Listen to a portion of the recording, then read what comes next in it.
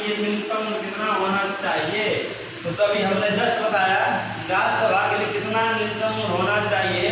तो जस्ट बताइएगा, सबसे पहले देखिएगा हमारा 25 साल होना चाहिए, 30 साल होना चाहिए कि 35 साल।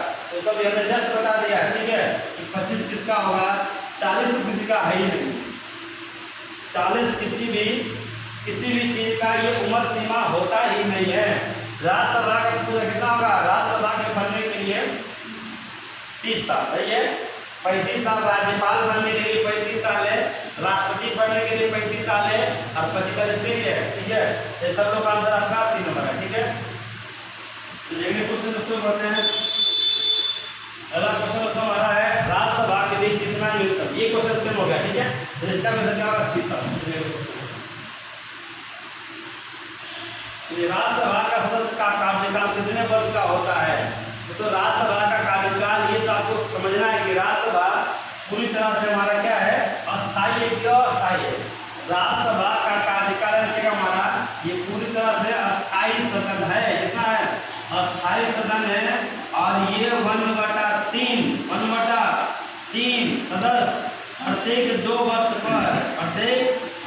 पर क्या होते हैं, सेवानिवृत्त होते हैं। और दो कितने साल होते हैं। इसका पूछता है राज्यसभा का कार्यकाल कितना साल का होता है। तो सब लोग आंसर दे रहे हैं 5 वर्ष तो कभी नहीं होगा। लोकसभा का कार्यकाल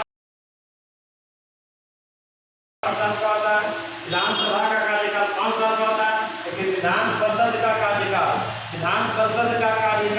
और राज्यसभा के कितना था, 6 वर्ष। कभी कभी देता है कि राज्यसभा का कार्यकाल कुछ भी नहीं होता है, राज्यसभा के सदस्य का कार्यकाल होता है 6। कितना होता है, 6, ठीक है। इसका मतलब तो इसका मतलब है 6, कितना हो गया, 6, ठीक है। सब लोग आंसर दिए हैं 6 वर्ष, वो सही है। इनका जो 3 नंबर थी वो सही है। ये दोस्तों अगले क्वेश्चन दोस्तों बढ़ते हैं। अगला क्वेश्चन दोस्तों हमारा है राज्यसभा के सदस्य चुने जाते हैं। राज्यसभा के सदस्य चुने जाते हैं, ठीक है। तो ये हमारा सब लोग आंसर दिए 6 साल। तो कभी क्वेश्चन रिपीटेड हुआ तो समझिएगा आपका राज्यसभा का कार्यकाल चुने जाते हैं कितने साल के लिए, 4 वर्ष। किसी का कार्यकाल संविधान में है ही नहीं है, ठीक है। अगर यूपीएससी के चेयरमैन का भी है तो 6